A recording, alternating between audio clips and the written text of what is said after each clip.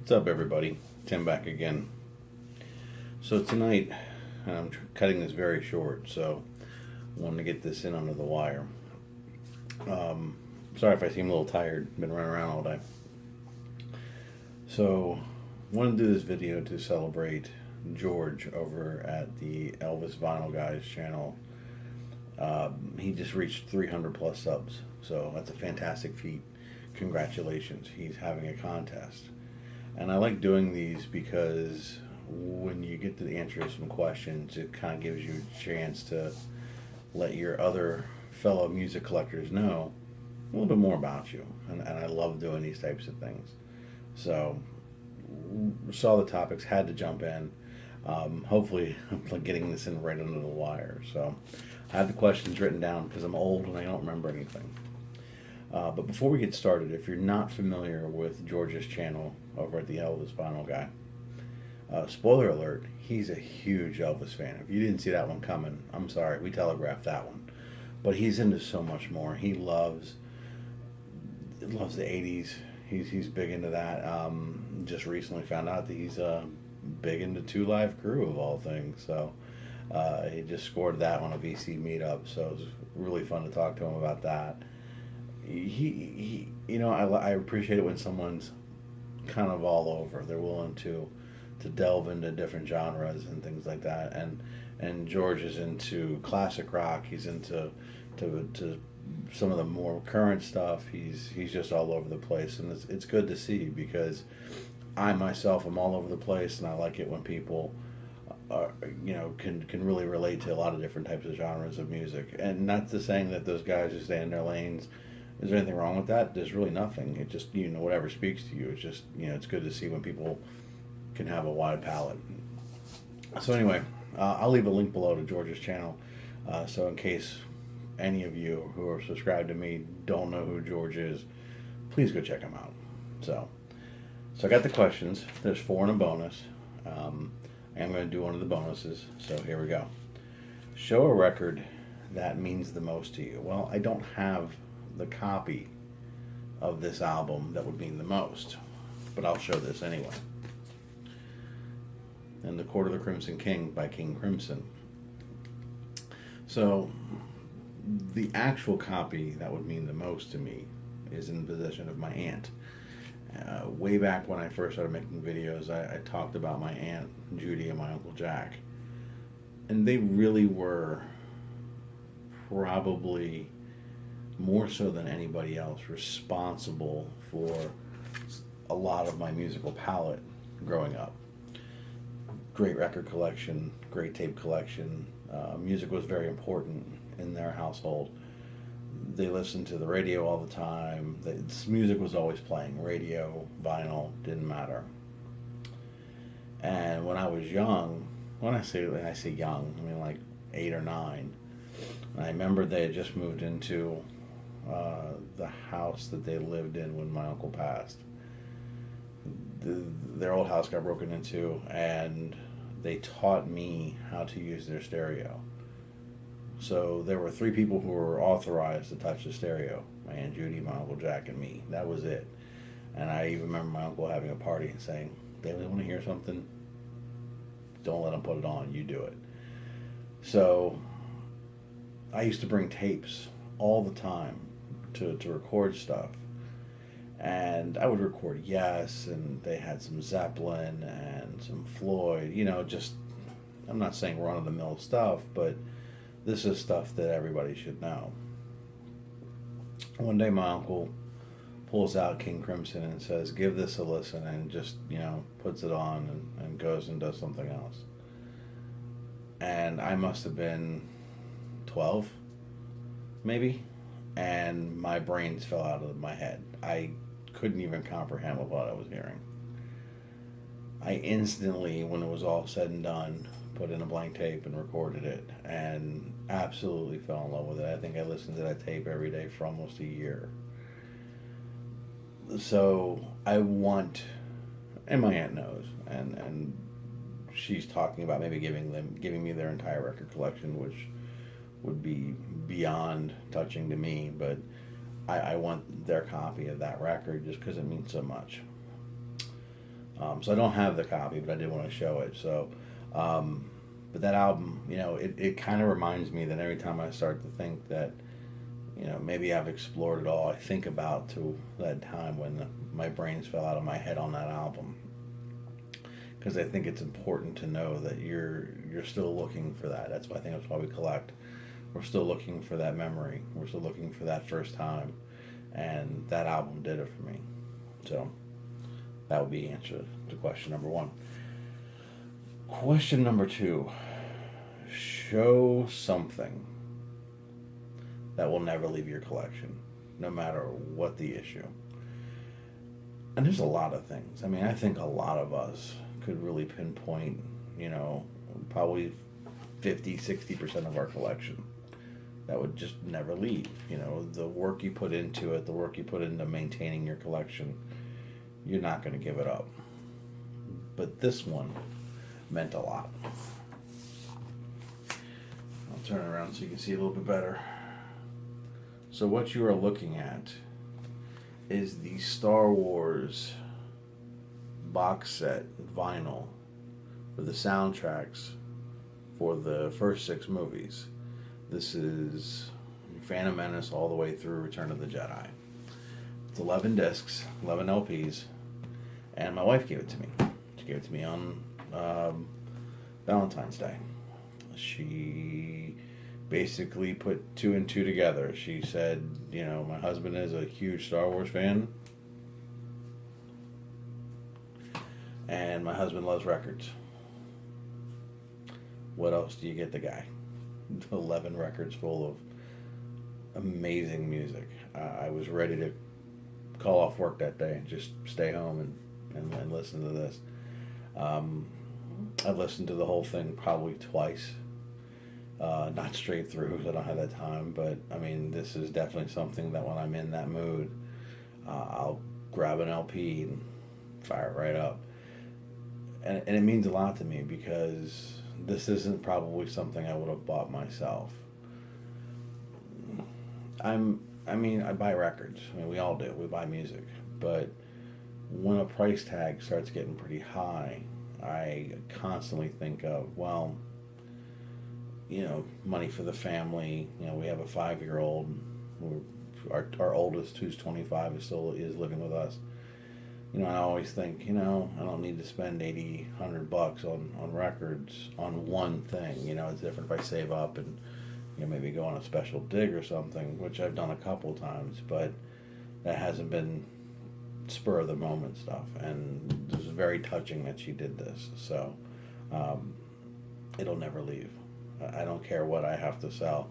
This is staying with me and will be with me until I'm no longer walking or breathing or both. So, number 3, a favorite genre and a definitive album.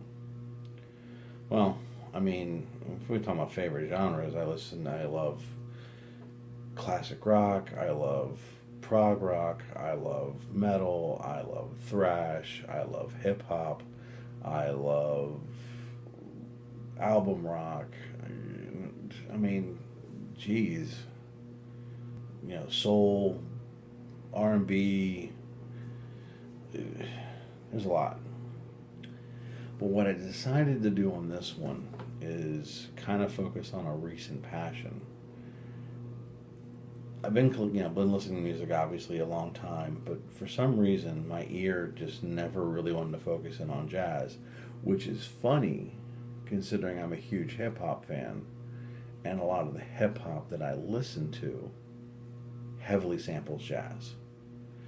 Gang Starr, Tribe Called Quest, De La Soul, the list goes on, but they heavily sample jazz.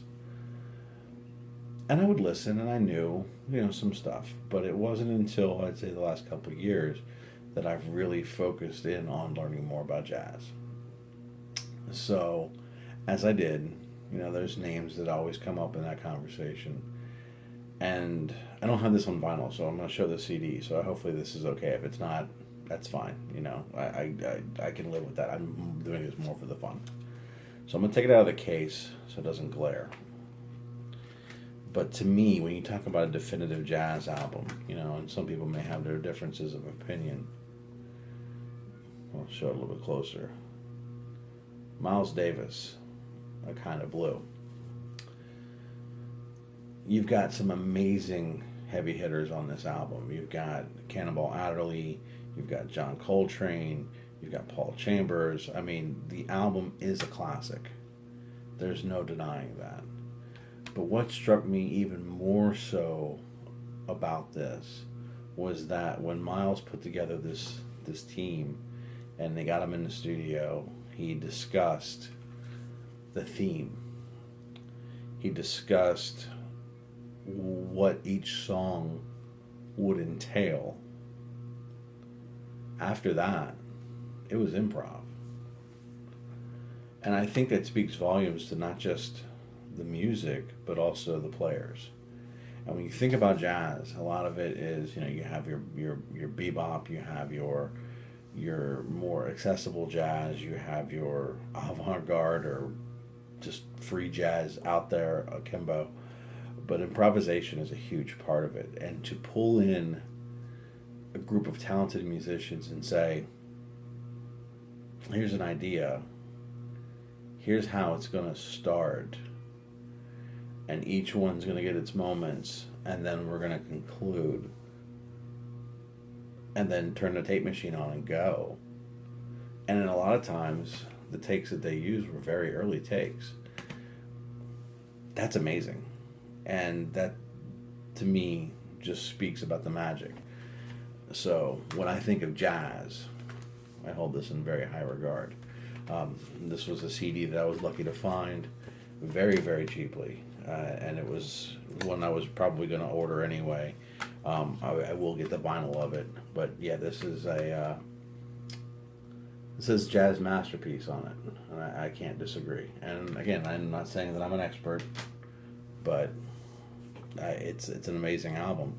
And it's one of those ones that if people wanted to listen to jazz and just kind of answer some questions about it or just see if it's right for them, I think it's a perfect album. I think it's got enough of the experimental. I think it's got enough of the free, where they start to kind of go and, you know, experiment with some of the dissonant chords and dissonant notes.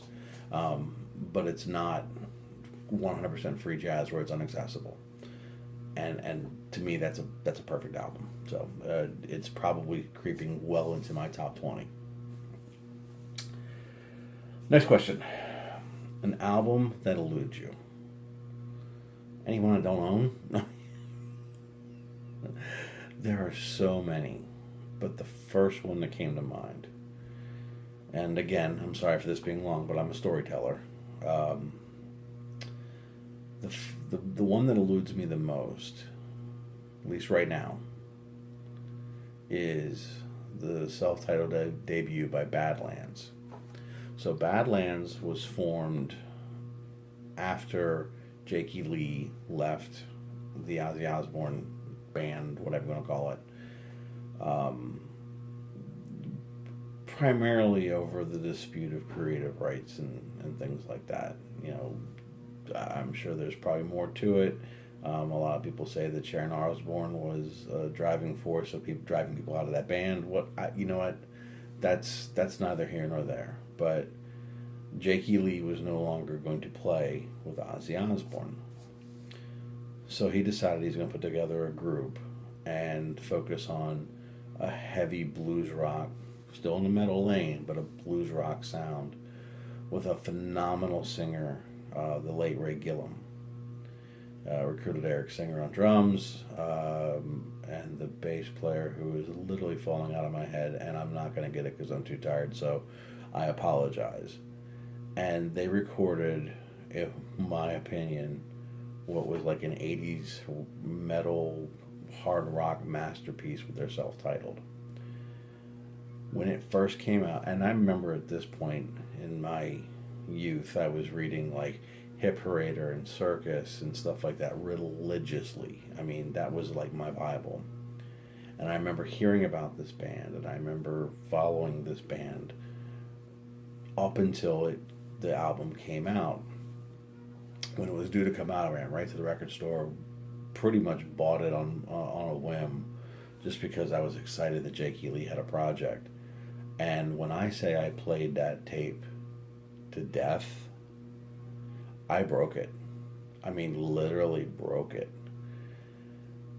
That tape saw so many miles. It was one of those clear Atlantic tapes where you could see the insides. You know, after a long time, they started going with the clear. Pretty much all the writing had come off of it.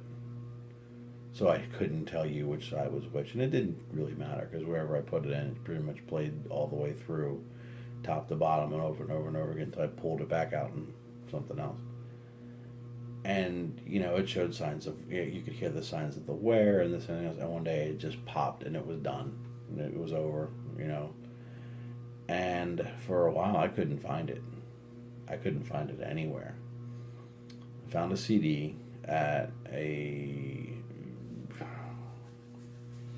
thrift store. I don't know what that store was. It was a very odd store in Pennsylvania. It was in York, PA, and it was like CDs and books, and they had an adult store over in the corner. I couldn't tell you what the hell this place was, but flipping through the CDs, and there was Badlands, and I just ran right to the counter. Had a bad scratch on it, didn't care. I lost like the last third of the album. It would skip. At least I had something. So I have been trying to replace it on CD. I have been trying to score it on vinyl. I got nothing. So every time I see it, it's like 40 or 50, but I gotta pay for shipping, you know, so let's say 40-ish. But I have to pay to have it shipped from Italy or some other place where it's like, I'm gonna spend $30 on shipping. Go back to, I'm not spending $70 on one record because, you know, but I have a feeling I want this thing so bad it's gonna have to happen. So right now, that's my biggest get, or my biggest missing get. Every record store I walk into, I go right to the hard rock, I go right to the rock, I go right to the metal, and I hit that B, and I'm looking. Because if I see it, and it's under $50, I'm probably buying it. That's the one that's eluding me now. So there's my 4. The 5th. George, you have adorable children. I love it when kids can get excited about what their parents do and their parents' hobbies. And I'll be honest, I don't know a lot of Elvis, and I'm sure I could have Googled the answer, but, you know, to me that was kind of cheating. So I didn't do your daughter's question, but I thought your son Justin's question was very poignant when it was very simple, but it's a very complex question, which was, what is it about music that you enjoy? And for me, it's an easy question with a very complicated answer. Music is emotional, whether it be fun, whether it be insightful, whether it be thought-provoking, whether it be the soundtrack to start a ride or to calm the savage beast. Music has a power, all on its own, that to me a lot of other artistic forms don't have. You can create uncomfortableness with a chord. You can create peace with a lyric. You can start a revolution, or you can bring a nation to its knees. You can make us think, you can make us cry, you can make us feel, you can make us laugh, you can make us sing. Sometimes, if it's good, all on the same record. There aren't too many art forms that I can think of that are that powerful. There aren't too many art forms that I can think of that have had that ability to change the scope of the world. I don't know if music has changed the scope of the world, but it surely has tried time and time again. Look at the Beatles. Whether you think they're overrated or not, they really tried. You know, look at And I know it probably didn't do the best, but look at things like Live Aid and USA for Africa. And time again, music is at the center of trying to change. To me, it's a very powerful medium. And I think that's why a lot of us who love music love it. You know, we get it, we understand, and we can appreciate it. And to me, that's why I really enjoy it. I know there are songs that will make me emotional, and I don't care. I still want to listen to them because they're that good and because they mean that much. So I can't imagine a life without music, and that's why I think it's important to me, is because it truly is an emotional experience.